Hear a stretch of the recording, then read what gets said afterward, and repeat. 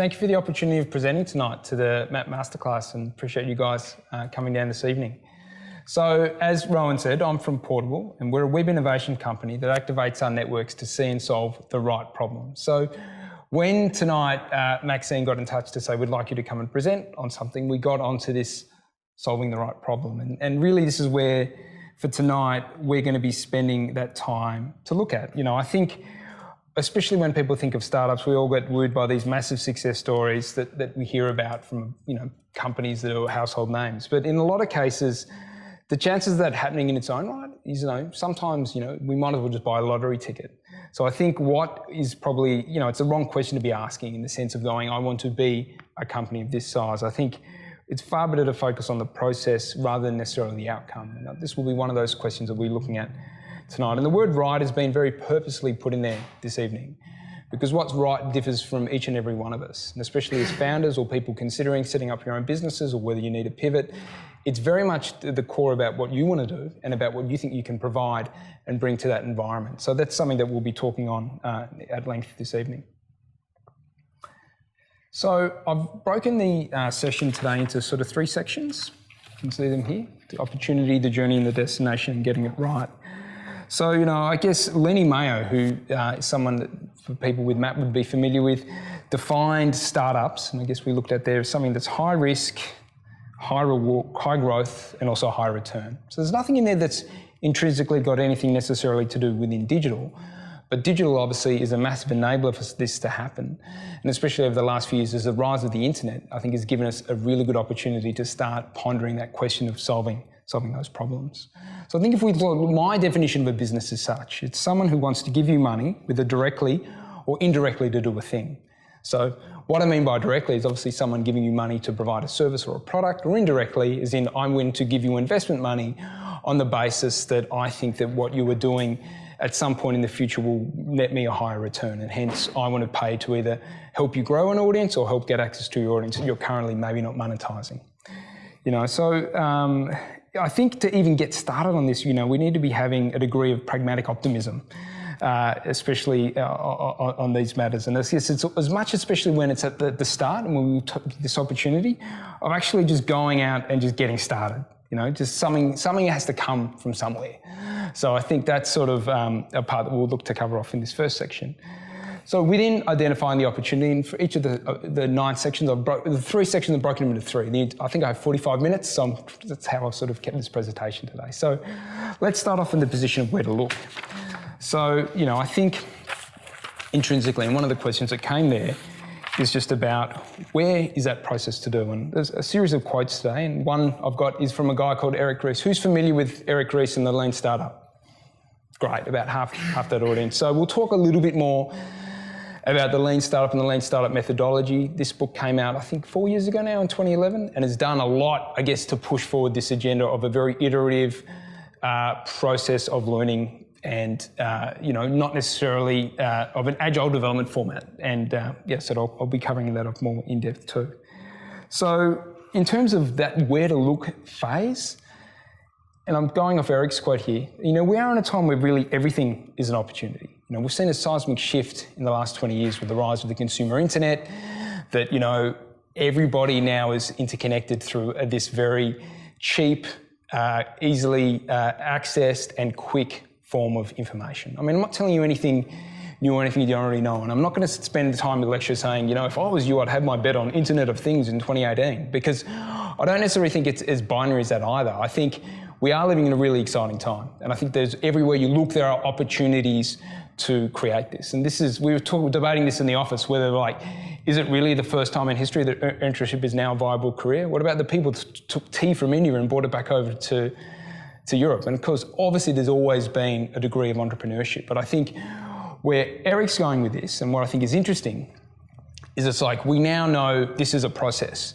and because it's a process, we can teach it. And if we teach it, then it's not this innate ability that some people have and some people don't. It's something that we can all be taught and learn. And if you're passionate about it, it's very much something that you could go within it. And I think especially this have been comments from people like Henry Ford or Steve Jobs. So I'll read off here. So Henry Ford at the time said, if I'd asked people what they wanted, they would have asked for faster horses. And, and Steve Jobs, on the other hand, said, it's really hard to design products by focus groups. A lot of times people don't know what they want until you show it to them. And I think what Eric and what I'm trying to get through that lecture today is that it's actually partly debunking that theory. That theory that there's this like master entrepreneur that sits in a corner that just comes up with an idea as magic, and then there's a whole team of people that follow them around on their every whim. I think what we're seeing that really that tool is the internet.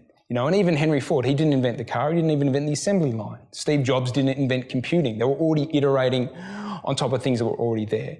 And I think if we're at this where to look phase, we're iterating on the internet. You may not necessarily use the internet, it may not even be digital, but there's certainly a lot of tools and platforms that we can use to help to refine what the problem is that you're trying to solve. I think the other thing we need to remember, the cost of getting to market's cheaper, reaching people's cheaper, and there's just more people to reach. So it is an exciting time. I'm probably not selling anything that you don't already think or know. In terms of where to look, some of the questions that I think want to ask yourself, because again, we're talking about the right problem for you, is the following. So one of them here is, what is the area in need of disruption? So I've spent the last probably 2 minutes saying everywhere. So, I think I generally do believe we do live in this generic time where there is a lot of opportunity. It's really just about where you want to focus and where you think you can bring most value. Is it a crowded marketplace? There's a lot of people in this space that talk about that too. Like if you came to me tonight and said, look, I want to go and create a Facebook killer, I'd be like, well, no, that's how are you going to do that? And it's interesting, in the business that we've run over the last 9-10 years, as Rowan forementioned, what we've done and how we what we do in web innovation and what we do in activating networks to solve our problems has changed. People used to come to us say, I want to build a Me Too Facebook because look what Facebook's doing instead. Like ultimately, at the end of the day, it's not a particularly good question. It's not a good problem to solve. It's effectively already been solved for the big vertical. I think what is probably a bit more interesting is to really ask yourself this question. What can I bring this that no one else can? And I deliberately used I.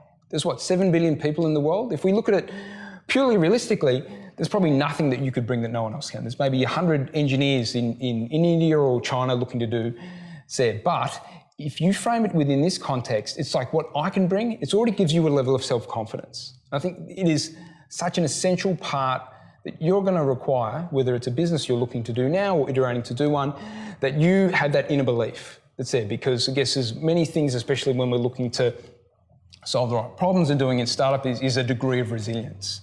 And I think being able to have that, what you're passionate about, what matters to you, is essential in terms of whatever that you do in anything in life, and especially if you're looking to be going and setting up a new business too.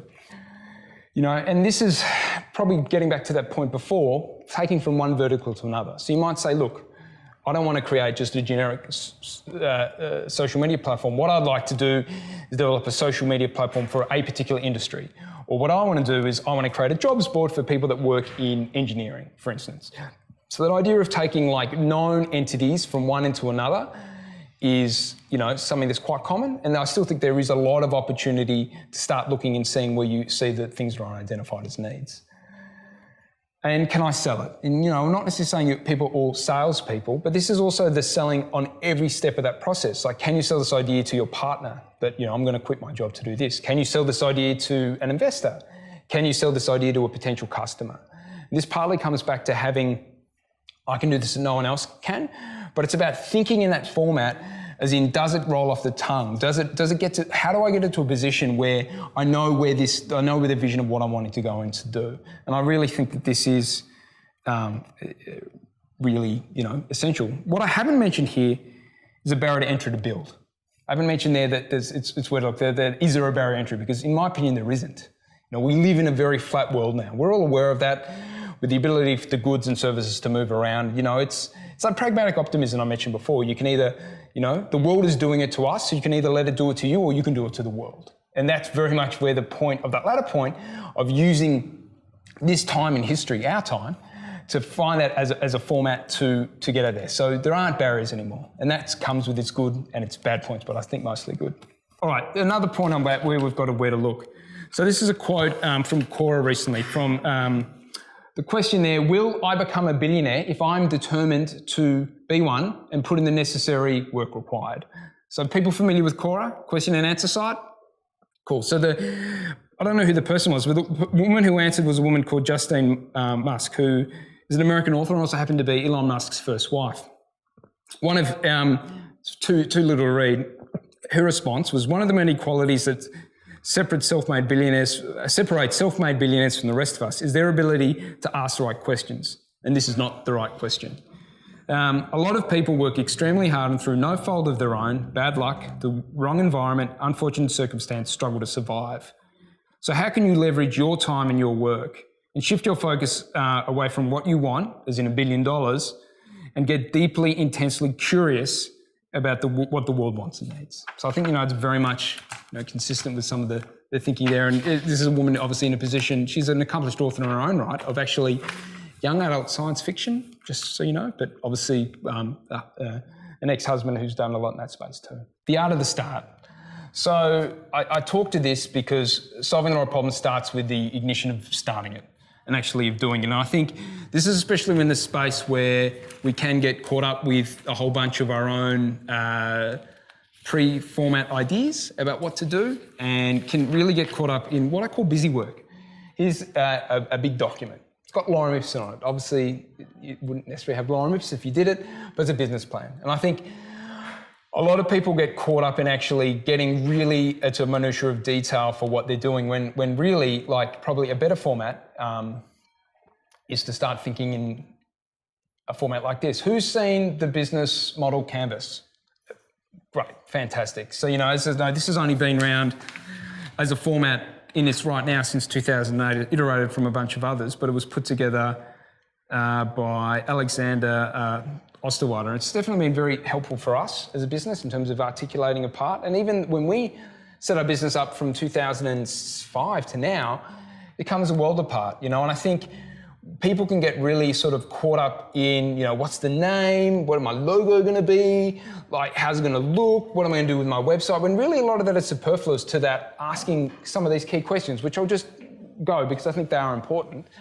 Who are your key partners, your key activities, key resources, your value proposition or positions, customer relationship, channels, your segments, cost structure and revenue streams. And that's it. You can even simplify it further if you wanted, but this is like getting that point of articulating to be able to come up and sell such a story. I think the other thing that we need to think about in all this is that, the ability to let go. And I think it further to the point that I was mentioning before, but it's just working on getting on something out to build momentum, and I think a lot of people, when it's that part, is you've just got to find that path to least resistance. If you want to go out there and solve a problem, originally what you're doing is you're effectively coming up with a hypothesis. You don't necessarily know if it's right, but the sooner that you can get to a market, whether it's 5 people, 10 people, to start testing that's the best position that you can be in. What I like a lot is this. Here we go. This is, who uses Squarespace? Only a few of you. Talk about great businesses, great problems. Squarespace now provides an opportunity for people to create beautiful looking sites really easily without any web development skills in literally minutes. So my company business model of 2009 is now totally obsolete. However, the good thing about something like this is that it lets you get something out really quickly. You could get up a page with some images straight away to start gathering people's, start pondering those questions you're doing, is this the right problem that people want to be solving? So I think that these barriers that traditionally have been in the past, that I need to do this thing and I need to go to a branding agency and then I need to work on copy for a while and then I need to go and do this are somewhat redundant now. And I think it's about that matter of letting go as an entrepreneur, as a person thinking to really get to that crux of what you're saying to look and to do. For instance, one of our products, Quotable, I built this site in an hour, just because I had a spare hour and it was great. 5-10 years ago, it would have been maybe an 8-week process. And that, I think, is really exciting, and that ability to be able to get out and to get onto what you really need to be doing. Okay, from great idea to great company. And this is, I think, the point there, because the reality, and we all know that, is ideas are cheap. It's really all about the execution. And I think within this, it's really good not to hold on to those ideas, but to share them. You were coming into this with initial thought of what you're looking to do. And I think it's really important that people are scared to talk about it. But the more people that you talk to, the more people you're going to get going into your cause. There was a quote, I can't remember who it was from, about, it was the Jamie Oliver effect. Like Jamie Oliver's business is going out and telling people what he does. I'm not necessarily saying that you're going to tell everybody what your whole business is, but I think people do get to a position where, like I've been in meetings where people give me NDAs for ideas. Like I'll sign them because I want to be civil and I don't want to be an arsehole in front of them. But it's like, really, like, do you think I have that much time in my life to just stop everything I'm doing to just follow your idea? Like the ideas are the easy bit, it's really about that execution. And if anything, that idea is really just that start of the journey. Like the idea that you have could be very different from the idea that you actually end up doing anyway and executing. So, I think what people, there's ego and there's people talking about lawyers getting involved with this, but you just got to think, people aren't going to steal that idea. There's too much opportunity out there. And if you care deeply enough, and this is what you think you can do better than anyone else, you shouldn't have to worry you're in a competitive position anyway. If anything, you want to find more people for your cause. The other part that we look at, this is Runway. And this Runway picture here is actually a runway of a picture in Gibraltar, which is one of the dangerous airports in the world. You can probably tell. So I think Gibraltar, as you know, is off the coast of Spain. It's like a highway that goes through there. So whatever you want to call it, like I'm calling it runway, you might call it burn rate. It's really time. It's like, how do you manage time? Because it is a treacherous journey. There are going to be things along the way. You are going to have to iterate. And you need your time to test. You need time to change that process. And I think a lot of failed businesses are good ideas that have probably are good ideas that haven't given them the time to execute. More importantly, you've got a lot of bad ideas that have turned into businesses, and some of them have turned out okay too. But it's like, being able to use time as your friend is good. Because how many people do you know that I did this, but then, I just came up against this and I just I just couldn't do it anymore. So hence I'm getting back to that point about what is the problem you're looking to solve. It comes from within yourself. It's that what matters to you, and when your chips are down, you're up against the wall, you're going to go, well, this is the reason that I'm doing this. I'm not doing this because I want to make $1 billion, because there's, there's lots of ways to make money, and there's a lot of them are probably far easier than setting up your own business. However, if you're looking to fulfill a market need, then you will create a business of value. So, it's ultimately the position of what we're talking to today. And then change, because how much are you up for this? I think a lot of people, when they come into it, it's like, I have a very preconceived idea of what I'm solving. And this is it, I've done this for a while and this is what I'm doing. I'm just going to go hell for leather in that part.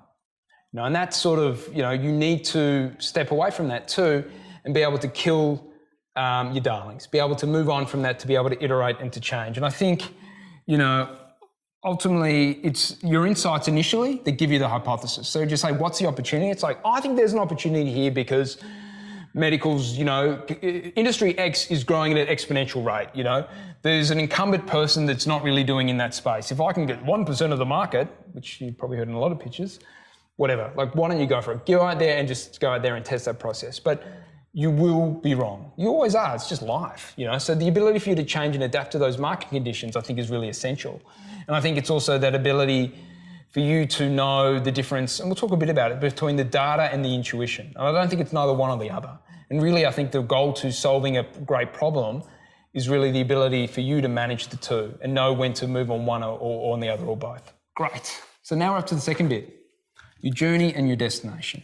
Really, the destination is the journey. Like, you might have the dream of what it is at the end, and but it's really the wrong question to be asking, because you don't know what's going to happen for you. I think having a vision is different, but you need to be adaptive to that and be somewhat obtuse. Like, I want to do this to the world, but how you're going to get there will change. And your ability to be able to ride that bump and learn those elements, I think, are really essential for you going through that process.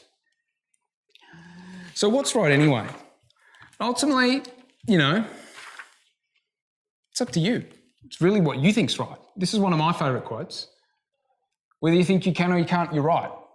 I know it's not Henry Ford, sure, but ultimately it's, do you think that you can make this happen? Do you think that you've got that ability to be able to get through that? It's far more about your ability to read the times, your self-belief, than anything else. It's your interests, your values, your passion. It's, what's going to help you with some of those personal decisions. So I'm just going to talk a little bit about my own story about, what we denoted as right and how we've sort of been able to go through that over time. So this is a photo of my co-founder, Andrew Apostola, who, when we set up Portable Film Festival, hence the name, back in 2005, we saw that there was an opportunity and a problem worth solving that people couldn't get film content onto their mobile devices. I'm talking like smart. Well, there were to a degree smartphones, but the mobile internet wasn't as big as it was now. And we struck a chord. Within like a month of doing it, we were on the front page of the Sydney Morning Herald and the Age business sections about this upcoming concept, which was great. We basically, the genesis of the business came about that Andrew was in San Francisco in 2005, November, I think, and the video iPod got launched. And we're like, what could we do here? I'd be lying to you if I was framing and saying, what's the right problem to solve for us right now, Andrew? But putting in the frame of like, what do we want to do and what do we want to work on? It's like, well, now we have screens, let's get content onto that device. So we came up with that and we had what we put out a festival. It's like, there's no queues, forget sellouts and forget cinema.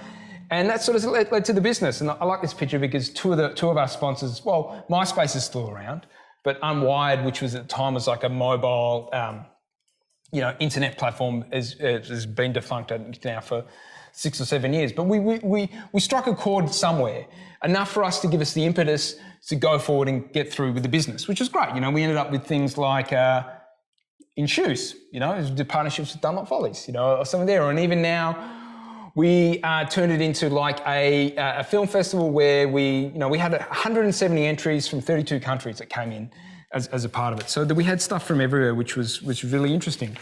But basically, and this image, I should say, is in Mongolia. So someone actually went out as part of a competition that we ran to go and watch a film in a very remote part. But here we're still talking about DVDs as a process anyway. But ultimately, the problem we were solving, other people ended up solving part of that too. You had, what we learned along that way is the reason that film festivals work really well is they're very location specific. So whilst the technology is around over there, every location likes to have a film festival because it has a physical presence where the local brewer, the local design printer, the local video production company can have a sponsor. So we just said, look, the ability for us to turn this into a longer term viable business is going to be limited as part of that. And the other thing came along was just mobile internet. So it was a thing that had its time and place. And we learned a lot from that. And I guess it also then morphed into a content platform that we still continue to run out of our office in New York. But it was solving a problem at that time. And then, we then launched into another problem that we saw worth solving was about how do we, at the time, this is now 2008 and 9, so they were happening concurrently. There's no really, we don't think there's anywhere really good for online to have a good looking fashion store. Every e-commerce site's sort of clunky and shit, and they don't really think about fashion. So let's go and create a fashion e-commerce site. So we became like a segment leader in Australia for doing fashion design, and we ended up, writing a book about it, taking back retail. But ultimately, we then sold on that business to someone who did, someone that did e-commerce on a global scale. Because it's like we had a particular niche we were doing there, and it made sense at that time for us to transition through into that. And that then led us into other areas. So the problem, and this is subscription that Rowan talked about before. It's a luxury parcel delivery service. So Andrew, who you saw in the first image, has been living in New York for over 5 years now. This is the business that he runs. And the problem it's solving here is, I see it very much like, how do you create scarcity in a world of abundance? You can get anything you want anytime you want. How do we get greater value to goods and make things covetable online? And part of that is obviously that we sell unique, bespoke products, and that's found a market within North America to do that. My interest has diverged too, from going from film festivals to fashion to now. This is a court. It doesn't look like a court, but it is, and that's probably a whole part of it. It's the Neighbourhood Justice Centre, based over in Collingwood, just around the corner.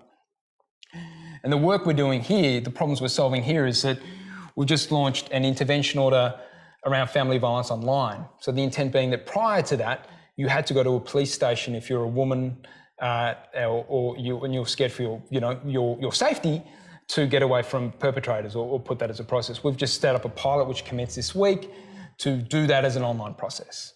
That's a good problem that we think is the right problem. It very much aligns with what the business is interested in and alignment there. We're also working with the court system to look at what we can do to reduce waiting times that people have. So traditionally what happens now is you get summoned, you come to court at 9:30, you could be waiting there till, 4 or 5 hours before you get seen by a magistrate. That's a good problem we're solving, we find.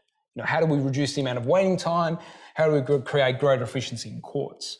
So a lot of this is being quite divergent. And I guess I'm saying what that right problem is very much about what's that right problem for now and what's that right problem you think you can tackle. And there's just a few that we've done in the business ourselves. And then, are you sure it's right? That's sort of the next question I have. And ultimately, the answer is you're not. And you probably never will be, and I think it's about the ability for you to be at peace with that, and I think it's about, well, am I solving that right thing? Now, there's always probably more ways that you can do. Who's familiar with this? Geoffrey Moore's Crossing the Chasm. Who's seen this before? Fantastic, fair bit of the audience. So this is not new, it's nearly 25 years old, and it was mapped more to do with Silicon Valley technologies of the 60s through the 80s from mainframes and so forth, about the ability for products or services to be able to cross what they're calling this chasm between this innovator to early adopters. So, you might have, your new people on and they're doing, I think, will this work if I do this? Oh, wow, fantastic. So you've got in this space here and there's a little chasm here. Then you've got this early adopters markets and then there's the big early majority, right? And that's the big scary chasm. And we're all going to end up there with everything that we do. Any right question you ask, you're going to end up in that space. Maybe you just end up in this space. And that gets to the point about, what's your ability to rethink when you're in that space, what you need to do to get out of that space. And that's what, am I going back to the fundamentals of, am I solving the right problems? And that's, yes, obviously part on what you want to do, but it's also I want to do a thing to the world. Does the world want me to do that thing to it? Is there customers to what I'm doing? Who is going to end up using my product and what do they think? And we'll talk a little bit more about that as we progress. And I think part of it too is when you're in that space, it's partly on the data, it's partly on your gut. You could have all the data to say, look, we're just not growing. We're not getting cut through an audience here, but I know that this is what I need to do. So it really is that ability for you as a human, as opposed to a robot, to be able to determine, well, what's that process? What are the insights that I'm getting from myself and my customers to actually go through and help me in some of those decision-making processes. And then the pivot or persevere. Because ultimately that's it. You'll get to a point when you're in that chasm of what are you going to do? Are you going to just ride through, or is it time for change? And this is that point, and I was moving to it before, that data on the side to intuition. And as I said, it needs both. And I do. And look, there's schools of thought on others. There's other people. It's I just know what to do, and everything I touch turns to gold. And you run out of bullshit. Even you read all those quotes from people that say they've all gone through hard times, and just when their backs up against the wall, and it's that ability to be able to read the play and know. And I guess try and not make your intuition your emotion. Try and let the data speak for itself. And then be able to take a step back from that, or use those tools to at least prod yourself that you are in that process of solving the right problems. So here I have another slide. I think I do. Oh, I do. Great. So you all know these logos. Now, if we look back retrospectively at this decade, the teens, these 6 companies, probably more than most, if any, probably best represent us as a culture these days. Does anyone know what they all have in common? It's a question to the audience. The answer is they all pivoted. I'll run you through each of them because I think they're pretty interesting in their own right. So basically, Facebook was originally, I think it was Face Mash. It was like a hot or not ripoff. So it was like a Me Too product for hot or not, as an example. Pinterest was originally known as Tote. It was a website that allowed users to shop their favourite stores and notified them when items went on sale. Soon it was discovered that users would rather build collections of their favourites and share them with their friends. We have Instagram, which before was known as Bourbon, which was a combination of a gaming and a photo app. They were worried that that was too cluttered, so they got rid of the gaming element. It just became a photo app. You've got Twitter, which, it was audio. It was a service that allowed people to find and subscribe to podcasts. The founders feared that iTunes would lead to its demise, so they felt they had an external threat. So they changed direction to microblogging status and upgrading the platform that you see today.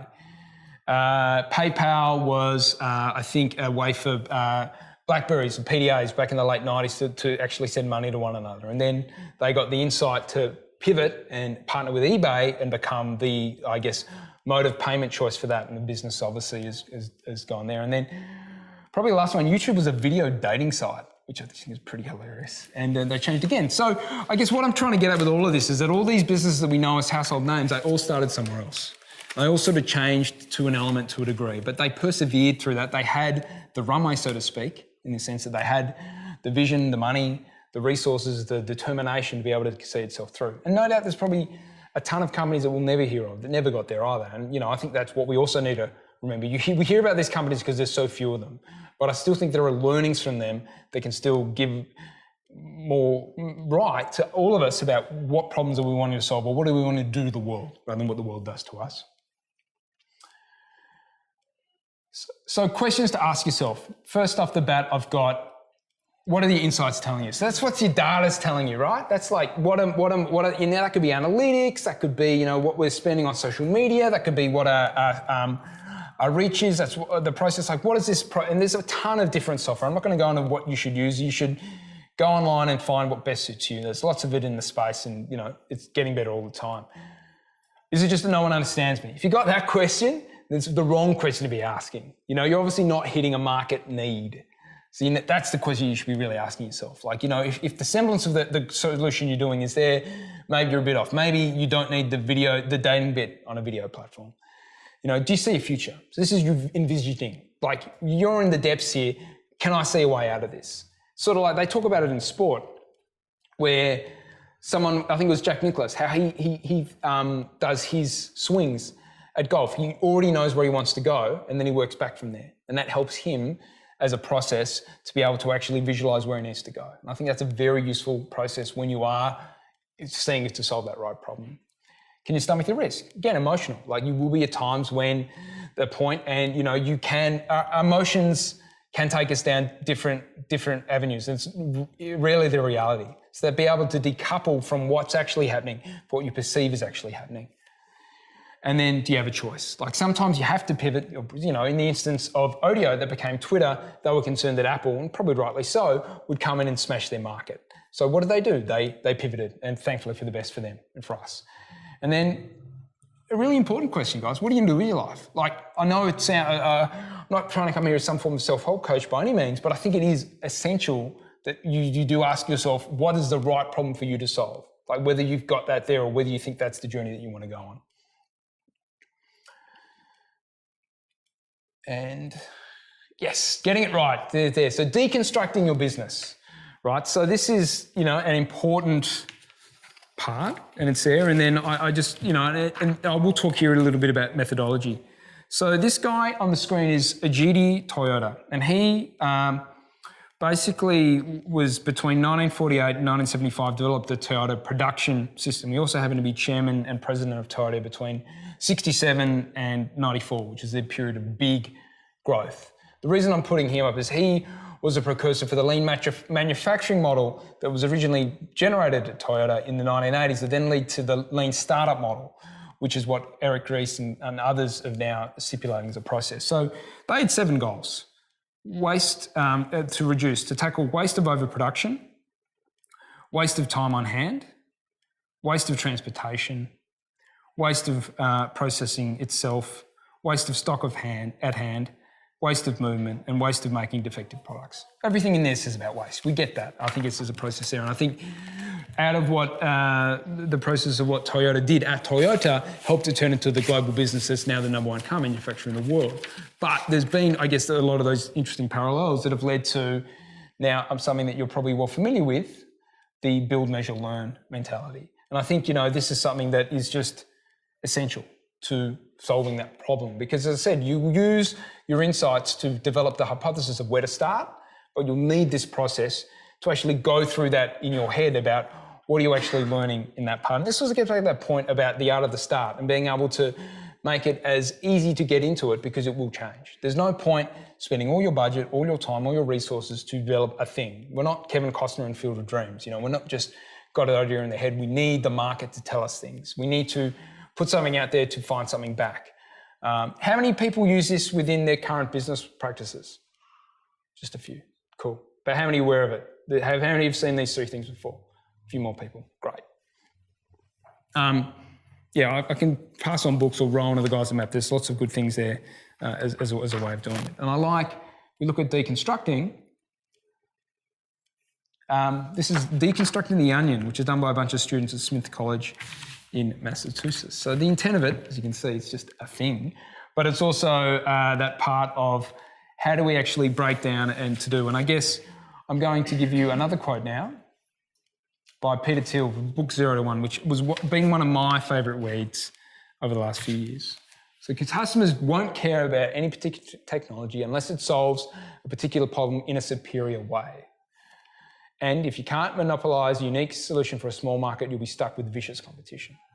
So reading into it, starting slow. I don't necessarily agree with all of Peter Thiel's parts. There's another guy, a book that I read recently, The Hard Thing About Hard Things by Ben Horowitz. In some ways, these guys sound like sadists. It's like, I'll only sleep when I've made $1 billion business. It's like, well, you could probably very happily live on a business a hundredth of the size of that, but you just, choose to sort of work within an environment like that. Peter Thiel was one of the founders of PayPal with Elon Musk. And I just think that's something that, some really interesting thinking and things to consider.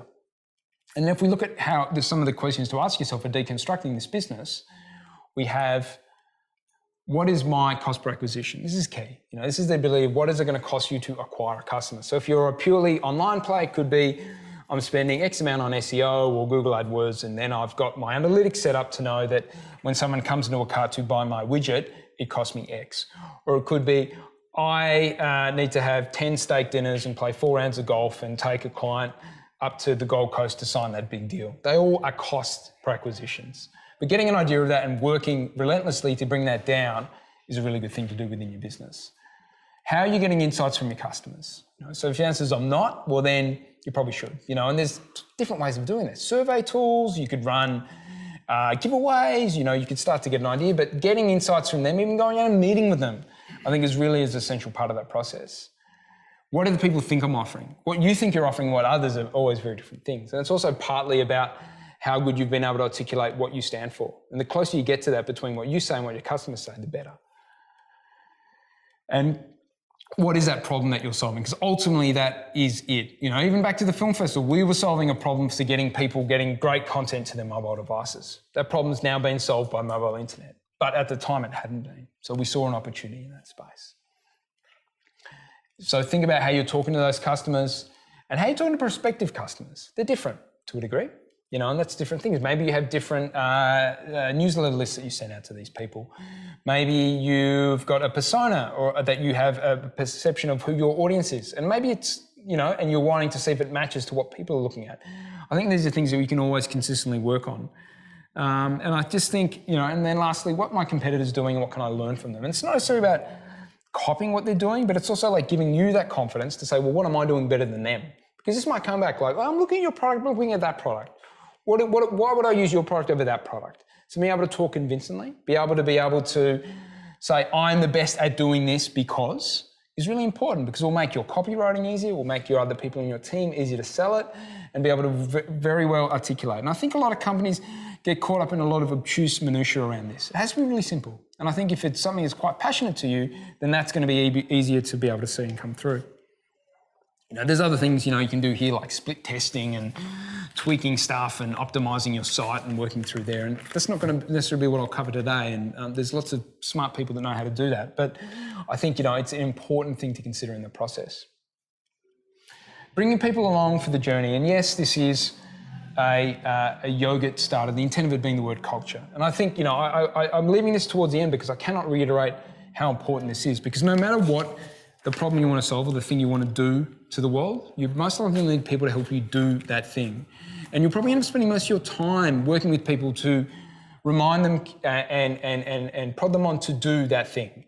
So I think, you cannot underestimate that, and especially learning from us over the last 9-10 years now, that that people and what they can do is really essential. So being able to be clearly articulated the problem you're solving is going to make that process easier, and it's also going to make something be easy to get behind. It's like, I believe in that value as opposed to I believe in that individual. And it's yes, of course, it may be a higher purpose, but it's also a process that I think we can go through and look at. And then finally, my last part, did I solve the problem? So within it, my answer to that is, if you're still in business, then you probably have. Because going back to the definition of a business, it's whether someone directly or indirectly pays you to do a thing. So if you've been able to manage that process, then you're still in business. Or maybe you've paid for it. So maybe it's more an art project, for instance. Like let's say it's someone external to you or your direct family. Then that could be as a part of solving that problem, because there's obviously you have found a market and to do that part. But probably most importantly, and what I'd like to end on is this quote. So Albert Schweitzer, he was a Nobel laureate back in the 50s, and he wrote The Reverence for Life. It's like, success is not the key to happiness. Happiness is the key to success. If you love what you're doing, you will be successful. Because ultimately, the definition of what the right problem to solve and the definition of what denotes success is a very individualist, is very much up to you as a person. And I just think, if you haven't thought about that, I'd suggest that you do, because as we've said throughout this presentation, it's not about what you want to do to the world, it's what you can do to the world to create value. And as that process, that will then change you. So if your outcome is to make X amount of money, you need to go back and go, well, what am I going to do to the world that I want to make money is what I want to do, but no one else really cares about that. What am I doing to actually solve a consumer need? Or I actually want to create a vaccine for polio. These are the parts. And it's at that point that I'm going to wrap up the presentation. Thank you.